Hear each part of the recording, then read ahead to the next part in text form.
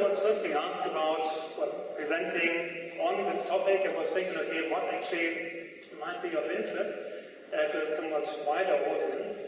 And one of the things that actually interested me most was how different industry sectors can learn from each other. So, and particularly I was to think, okay, perhaps I can then talk a bit about airlines and retail, and actually how different concepts developed in these respective industries can be also applied, at least to some extent, to some modifications, some alterations in another industry.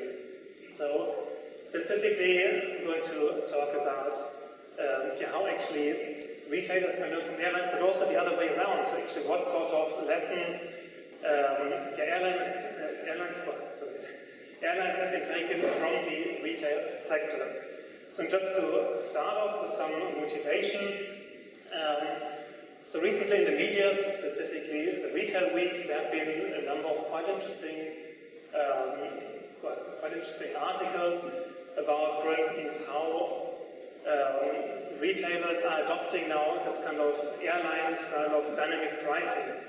So specifically, the boss of Kingfisher, so Kingfisher Group, that's in fact Europe's largest home improvement retail company. So for instance, B&Q, which I'm sure everyone will know here, is one of the brands that they're managing. So they are, for instance, very interested in using, first of all, introducing electronic price tags so as to facilitate dynamic pricing in the first place. And in fact, I'm also interested in introducing that in some test markets just to find out how actually that works and whether this can actually bring them a benefit. But that's not the only thing. So actually there have been quite a bit of media coverage on related issues. So for instance, also Tesco, they're also starting to get into this area by introducing, or having introduced in fact, these sort of electronic price tags in some test markets. So one application apparently that you could think about for using dynamic pricing there is, for instance, by putting such electronic price tags, by using them for things like fresh fruit, like fresh apples or whatever, which are going to expire soon. So you basically can then use dynamic pricing to reflect in the price the depreciating value of it. But the other way around, actually, there are also some lessons, it seems, that the airline industry is actually taking from the retail sector. So, for instance, Virgin America have been recently introducing this idea of actually what they call in-seat retailing, which I think is a quite nice term. So essentially meaning that they are offering the customers the entire menu of beverages, of food, of other merchandise through this entertainment system essentially. The customer is just swiping the credit card once and then has got an open tab throughout the entire flight. Of course with the hope that then by removing this barrier of all the time having to pay specifically, that they're actually going to achieve some upsell, which in fact they also claim is the case. However, this is actually not the whole story, so actually it goes further. So Delta Airlines, for instance, have now teamed up with Amazon. So they specifically have been having the idea, okay, we can actually provide Wi-Fi services, so free internet access on the aircraft, but only for the Amazon website, so as to allow people just to use their time on the flight to shop on Amazon. And of course, Delta is getting a share of these revenues. So there's quite a bit of stuff going on in that area. And coming on to the analytics part, I think with all these sort of innovations, there is a number of analytic techniques underpinning that, which actually facilitate this entire thing. And what I specifically would like to talk about are some aspects of forecasting and optimization. So specifically, as a part of the forecasting realm, I'd like to talk a little bit about the uses of choice modeling in that context, and demand unconstraining, to explain a little bit what I mean by that, dynamic pricing, and assortment optimization. So that's sort of my agenda for this talk. And in particular, these techniques can be used to address this question of how to design a personalized service. Apparently that's one of the things that big data is about, trying to reach your customer in a personalized fashion, right? So that's what quite a number of companies are going for. So starting with the choice models, first of all, what actually do I mean by a choice model in the first place? Well, by choice modeling, I in general mean some sort of way of describing or putting a probability on the choice of a customer for a specific alternative, given that there is a whole set of other alternatives available. Okay, so that's kind of a way to put that. So in fact, the airline industry has been quite interested in that already a couple of years ago. So specifically, the slide here is one slide that I presented a couple of years ago together with a company called Lufthansa Systems. So these guys are selling revenue management systems to airlines, actually one of the worldwide leading companies in that sector. And so what they basically did was to change the forecasting system from so-called independent demand-based systems to choice-based systems. What that means is essentially that, as you can see on the left-hand side here, in the old world, so to speak, you have been modeling demand for each individual product independently. Right? So it essentially meant if you're having several booking classes, in the airline example, for a specific flight itinerary, then if you close, for instance, class H and M, then simply the corresponding demand proportion just fell away, but didn't have any impact on demand of the other products. So this is quite different from the choice-based or market-sensitive demand scenario, because here actually we are trying to incorporate all these sort of buy-up, buy-down, buy-across effects that are happening from, in fact, putting an entire set of alternatives in front of the customer, say like on a website or something, and saying, okay, now you go ahead and choose one of these options. And clearly, depending on what sort of options you put there, you would expect that there is some sort of buy-across, etc. going on. And this is, in fact, what many of these companies are after. So to facilitate, basically, either buy-up or buy-across, so specifically, for instance, for these airline examples. Right. So where can we apply this choice modeling? What sort of use do we see in that? Well, first of all, in the airline sector, I mentioned that already. It's being already used, at least by the leading software companies in that area, in order to determine what sort of combination of fares to open at a certain given point in time. So essentially this sort of, if you go like to Lufthansa's website or somewhere, you get an entire range of different options for each individual flight, and basically this is coming out of these choice-based systems. For retail, actually, you've got a pretty much similar problem structure, because in both cases, what we're actually looking at is really an assortment problem, right? So we're looking at which combination of different products actually would we like to put in front of the customer so as to maximize profit or revenues. And in retail, we've got a pretty much similar problem structure. Of course, there are different constraints, etc. It's not the same problem, but it's highly related.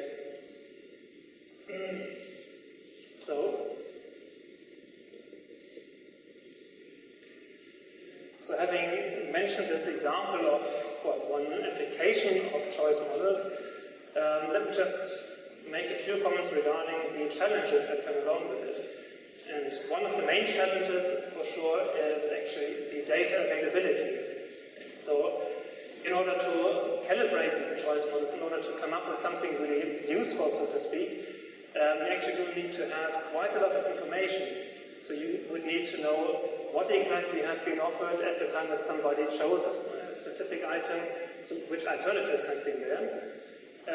You would know which sort of prices have been associated with these alternatives, with some other incentives, and so on and so forth. Ideally, even who exactly was that customer, and also ideally to have information about customers who looked at an assortment but that did not choose to purchase, because also that is very helpful information.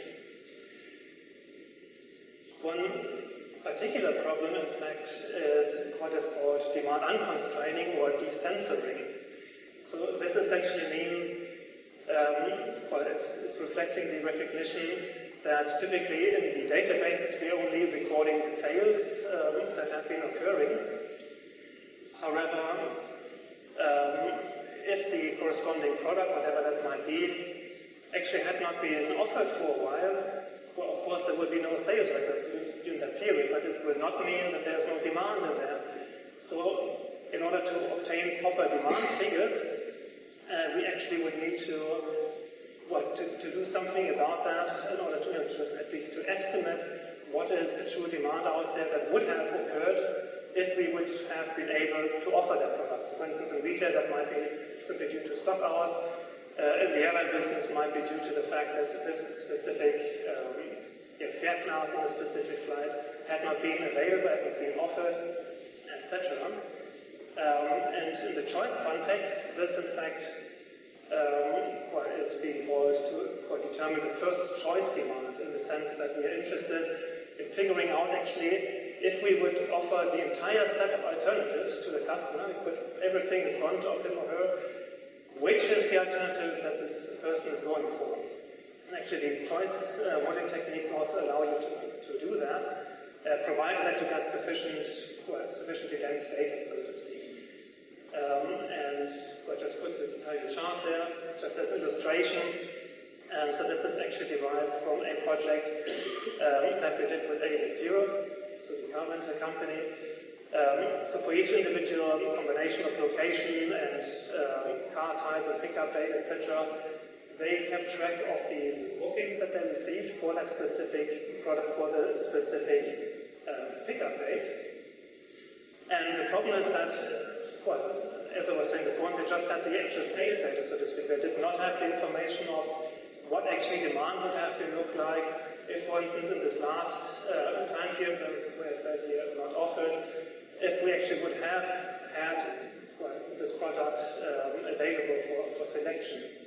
And so we developed some methodology there to actually at least estimate what the true demand is using one of these unconstrained techniques. However, we had not been able to use choice-based modeling because we simply didn't have the density of data.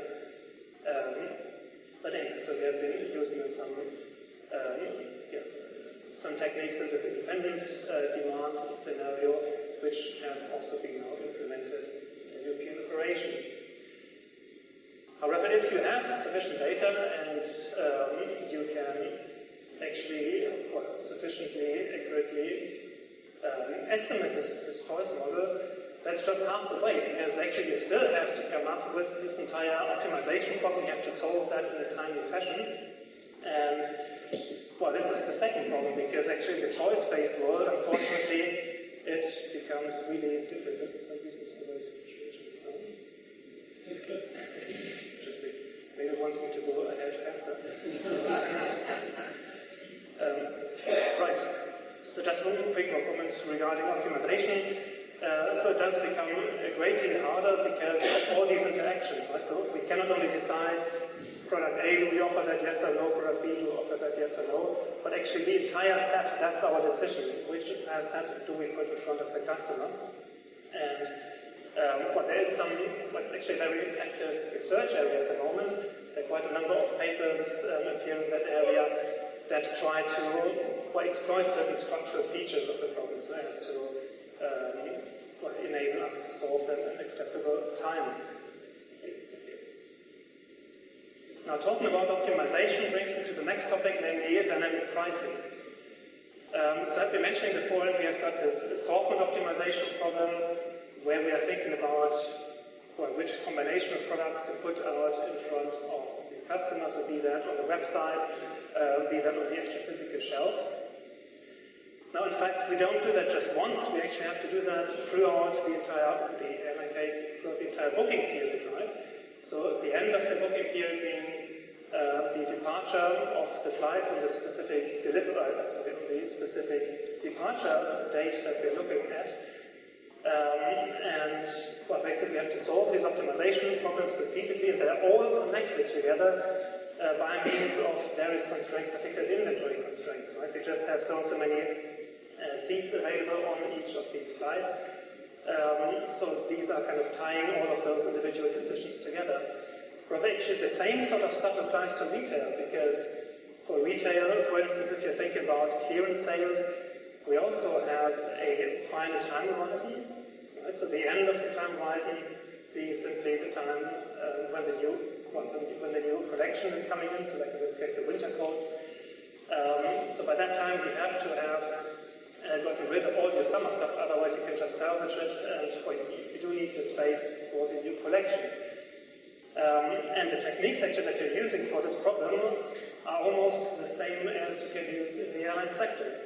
So specifically, what typically is being used here is in fact markdown pricing, so meaning that we need to decide when and by how much to mark down the price for these different fashion items, for instance. And there's a very interesting and very well written case study around specifically looking at the case of Zara. So two academics, Carol Gallian, had been conducting a study together with Zara to investigate, to formulate both a forecasting and optimization procedure for exactly that problem.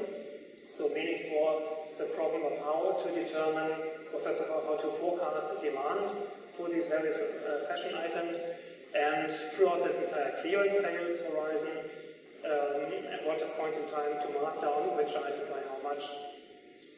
So and just basically to give you the results of that study, they actually found, based on field experiments in 2 test markets, that they were able to achieve a 6% increase in revenues during the sales, during this clearance sales period, so quite substantial, which I think is quite substantial indeed, and for that reason it had been implemented as Zara worldwide. So another case study of where actually these sort of airline type-ish decision problems have been finding their way into retail is when we are looking at managing the attended home deliveries for grocery sales. Right? So in fact, at least I was quite surprised when I first learned about that. The UK is quite advanced in that sector. So at least if you are looking at the percentage of individuals buying or having bought groceries at any point in time over the last year, and compare that with other European countries, actually the UK is by far ahead of all the others. And also the market share of online grocery sales relative to overall grocery sales is steadily increasing. So it's still fairly small, that's true, but it is increasing, and in particular, as Tim Steiner, the CEO of O.R, would have been saying, it's being expected that actually ultimately the percentage of online grocery sales will be quite substantial. So he's in fact expecting over the next 20 years or so them to increase to 40 to 60%. That's at least what he is expecting there. And looking at a recent report from Winter, so market research report just from last month, regarding the UK online grocery sector, they had been wondering what sort of things would be important to maintain that growth, to actually achieve these sort of large proportions. And some of the things that they identified actually have been that we should ideally get rid, so we as retailers should get rid of delivery fees because they remain a big obstacle for many people. And secondly, convenience is a big thing. So perhaps reducing the delivery time windows to even shorter time frames, so like 30 minutes or something like that. Same-day delivery, of course, big topic. So all the big retailers like Amazon and Google, eBay as well, they're also getting in the US into this business of selling groceries, frozen food, etc. And they're also going to come to the UK, I'm pretty sure. So it's, I guess, just a matter of time until they're here. and by that time, one better should be prepared. And it's probably also for that reason that, again, to quote Steiner from Ocado, it is likely that over the next 20 years, actually, the future of these retailers regarding their online business is going to be determined by technology and in particular also by analytics. Because what analytics would need to help them with is to balance the fulfillment costs, which are of course ever increasing if you actually say, okay, I want 30 minutes delivery windows, no delivery charges, etc. And you want to balance that with the demands by your customers.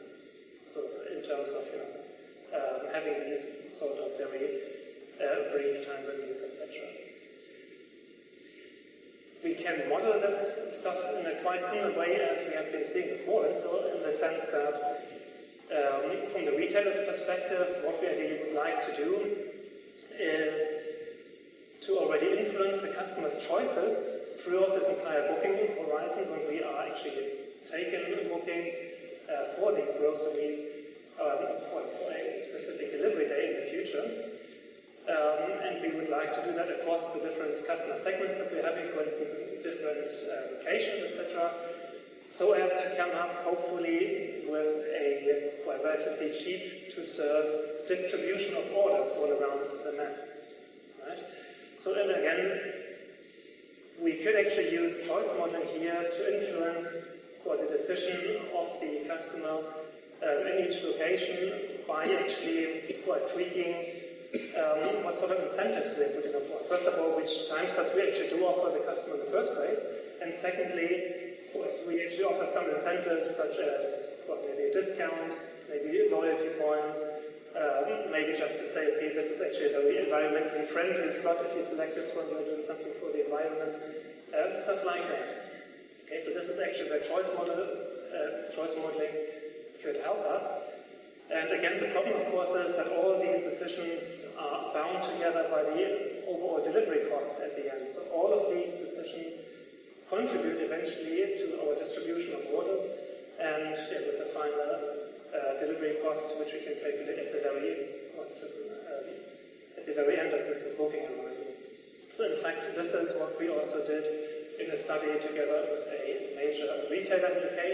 I'm not allowed to share the name for confidentiality reasons, but it's one of the major ones.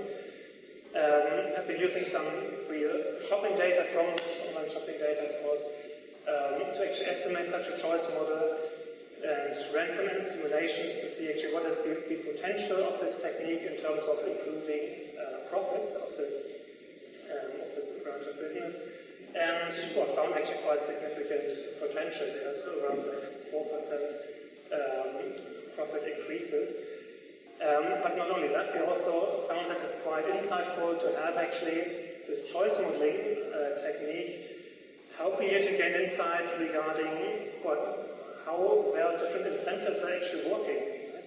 So if you're using different things like maybe this delivery charge or maybe I don't know, sort of loyalty points or whatever you're using, using choice modeling actually tells you also quite a lot which customers are actually by reacting to what extent to what incentive. So you can kind of tailor the incentives to the customers. So to finish off, I've been saying earlier that both this forecasting as well as this optimization part can be used actually to facilitate this personalization of services. And that's actually one thing that both airlines and retail, again, are quite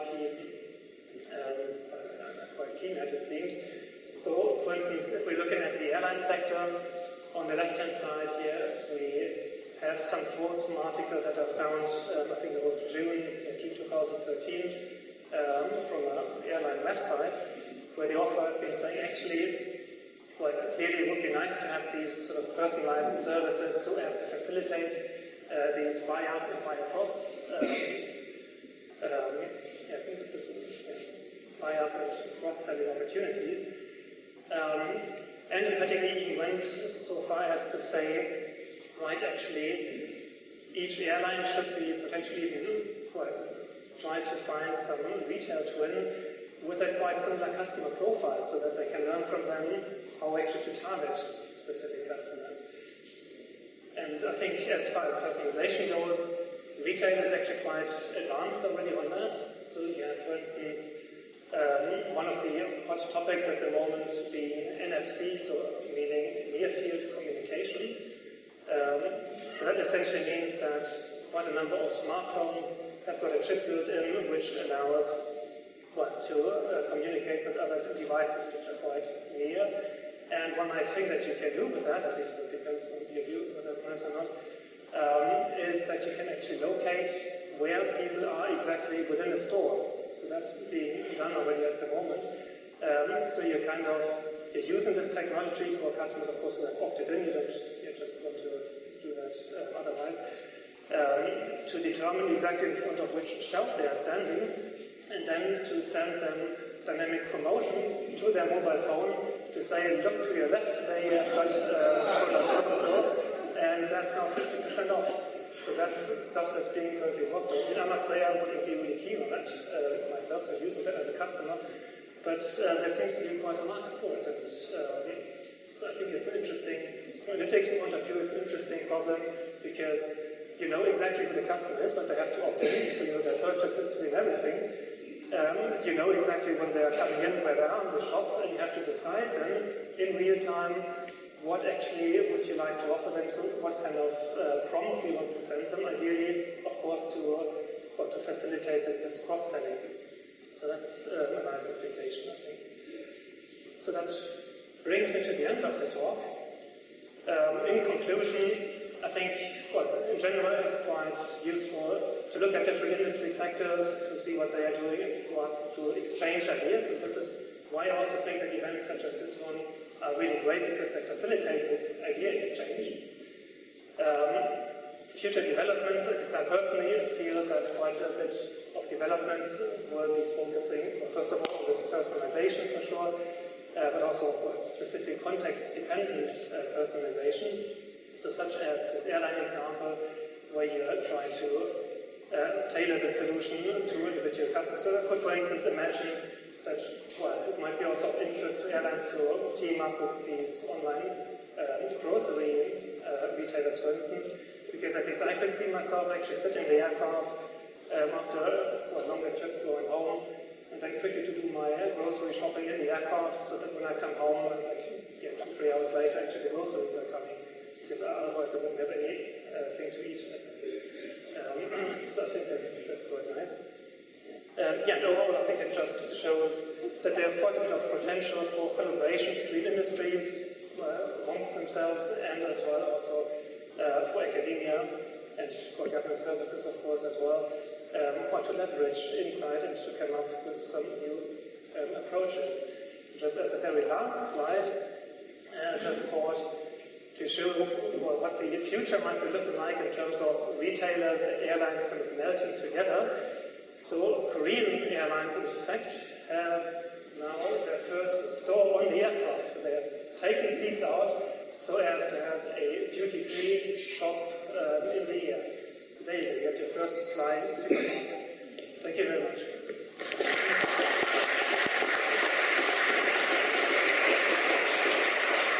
Thank you very much for that, Arne. Very fascinating talk. I mean, if your flights are anything like mine, you'll be coming home long after your groceries, I'm afraid. Any questions for Arne on that? I'm sure there must be some on that.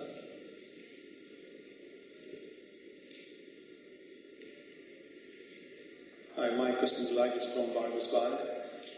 Based on your experience, would you say that O.R. as a science is adequately representing the commercial sector?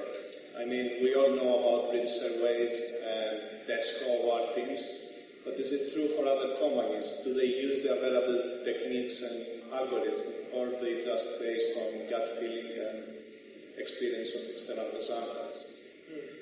Well, I think it depends very much on the company.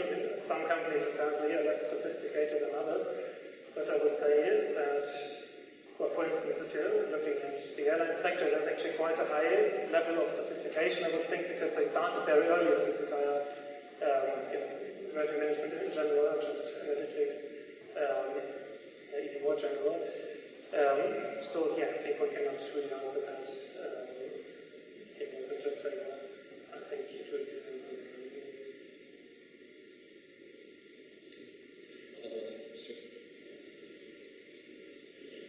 Hello, David Foster from Global Radio. My question is about the dynamic pricing. Do you feel that there's ever a risk that with dynamic pricing you might train the customer to wait before purchasing, you end up with a mad rush at the end? And if so, are there any techniques that you've found that kind of insure against that? Yeah, absolutely. That's a very good question. So in fact, there are a number of studies that specifically look at this question, so using game theory to anticipate strategic behavior. So because once you actually train customers to behave in a certain way, you get a quite big problem. So there are game theoretic approaches of how you can try to avoid that. Well, I think in general it's important that if you're using dynamic pricing in any context really, that you always align it well with the value that it's creating. So in other words, I personally couldn't see that well if, for instance, in BNP you would use dynamic pricing for pricing hammers or something like that. So from the customer's perspective, I don't really see why the price should be changing, right? Because it's not getting worse if it lies in the shop for another day.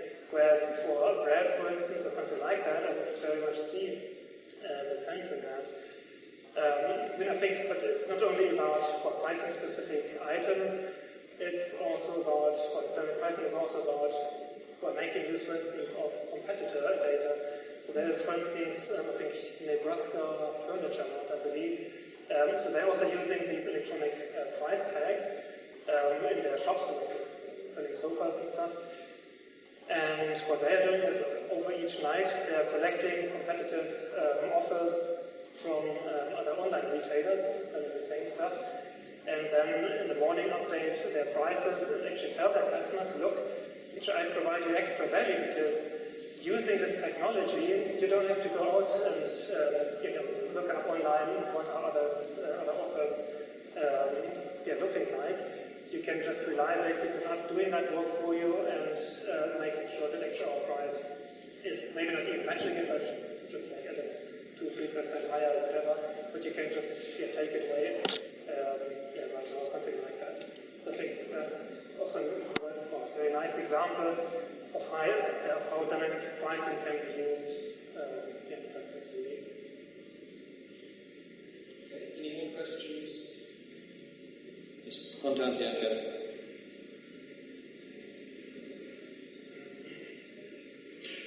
Nick Roseman, BA Systems. Have you seen any evidence of airlines or anyone else really using behavioural models, either general or personalised behavioural models, to deal with dynamic pricing and selling and things like anchoring prices and framing? Right. That's indeed touching another very big topic. So personally, I haven't seen airlines specifically do that, but this entire behavioral pricing stuff is definitely also a very important thing, because actually I think this goes along with all the algorithmic developments, because, for instance, one nice example I think for this behavioral pricing stuff is this decoy effect. So just recently I've been looking at an advert from the, I think it was Forbes magazine or something. So they had two offers on their website. So either you are for 1 year subscribing to them in the print and online version, or just for the online version, both the same price.